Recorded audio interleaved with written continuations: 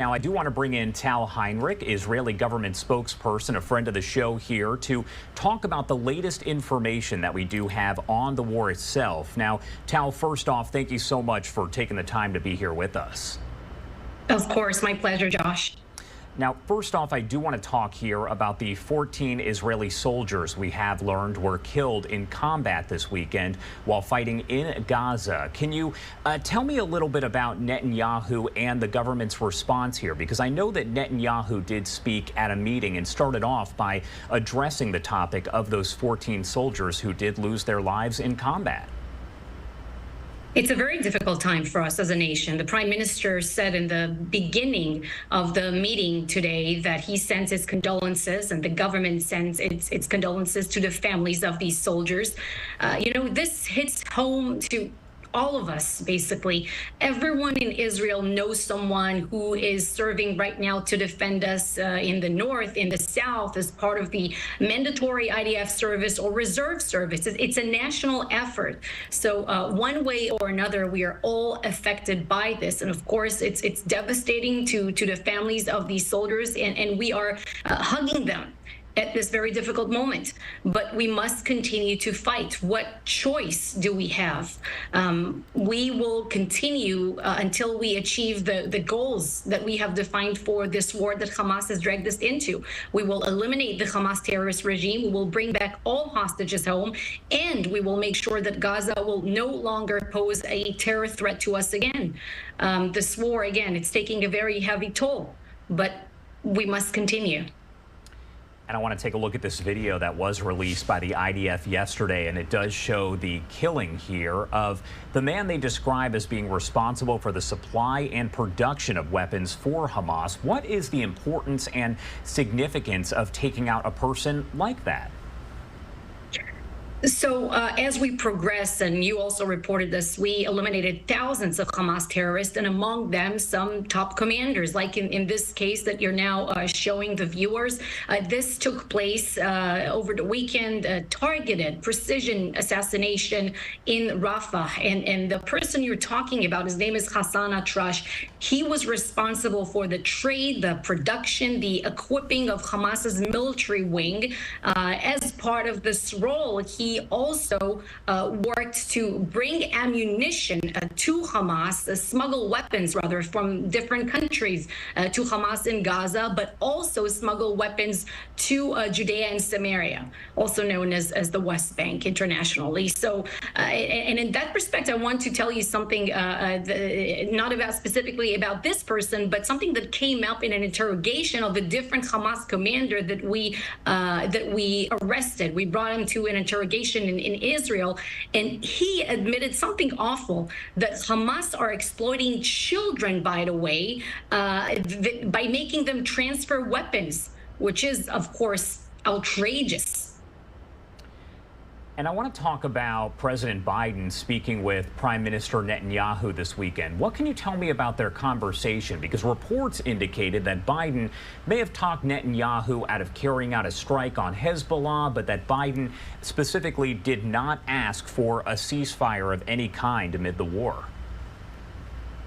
Well, that report that pertains to Lebanon is false. You see, Israel is a sovereign country. We make our own military decision. We shape our own military strategy based on the needs on the ground, based on what our leadership decides, if it's the government or the IDF's top brass.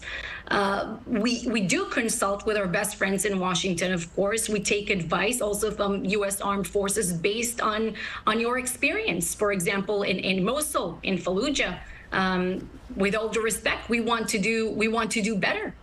And but there's no daylight between Washington and Jerusalem. And I think I told you this before in what pertains to the goals of this war. President Biden understands that Israel, it is essential that Israel will eliminate the Hamas terrorist regime. And the Prime Minister has reiterated this during their conversation yesterday. And this will take time. What is the Israeli government response to essentially that UN Security Council vote that did say that more aid needs to be brought into Gaza? Many people have called it kind of a watered down resolution because it is not calling for a ceasefire by any means, and the U.S. abstained from voting, as did Russia. What is the Israeli government response there? So first, it is outrageous that up until this point, the UN Security Council hasn't issued any kind of condemnation against Hamas and the atrocities that were committed on October 7th. We're still waiting for this to happen. You know, a resolution that Israelis would want to see is one that calls for the unconditional surrender of Hamas and that all hostages will be freed immediately. And you see, this specific resolution, you're right, it was watered down. And for that, we are very thankful to our friends in Washington. It is very, very important because a ceasefire that leaves Hamas in power with the capabilities, with the desire to perpetrate anything on the scope and brutality of October 7th again and again, that's simply unacceptable. It is a sustainable ceasefire, so to say. That was the language in one of the previous drafts, is simply unacceptable. One that also leaves the hostages, by the way, in Gaza. So in what pertains to the humanitarian aid aspect of the draft of the resolution that has passed, rather, I can tell you that Israel is already doing that. We have placed no restrictions on the amount of humanitarian aid, like food, water supplies, medical supplies that are allowed to enter Gaza daily. And we are facilitating that. More so, we are able to inspect more trucks, double or even triple the amount of trucks coming into the Gaza Strip daily. And the backlog is not Israel, so to say. It's international agencies, UN agencies that have to keep up with our pace. What's important in this resolution that passed is that it leaves the authority to inspect these trucks in the hands of Israel for a very simple reason, Josh. We do not trust anyone else to inspect these trucks and make sure that ammunition is not reaching Hamas through it. It sounds as though at this point that Israel is open to another temporary ceasefire, not a permanent one, but that doesn't seem to be good enough, I guess, for Hamas. Well, you know, when you reported this, we've done this before. We said that we will deliver a humanitarian aid in exchange for the release of hostages. We already had such an outline in place for 7 days. That's how we saw the release of some of the hostages, but 129 are still being held captive for more than 2 months now. And we're hearing horrendous accounts from the hostages who were released. Now, Hamas, as you know, they broke the agreement. They failed to deliver another group of hostages that were due to be released, and they also started opening fire at our forces. So we said, and we continue to say it, that we would agree to a similar outline, a humanitarian pause in the fighting in exchange for the release of hostages. And Hamas has previously said that they don't know exactly where all of these hostages are located. What is the Israeli government thought on that, the statement here? Do you necessarily believe that Hamas does not know where all of the hostages that remain are? First, we don't believe Hamas, period. They're a terrorist organization that committed the atrocities on October 7th and burned entire families alive. How can you believe terrorists? But in regard to the hostages, you know, we hold Hamas responsible to their fate. Hamas are responsible to all hostages.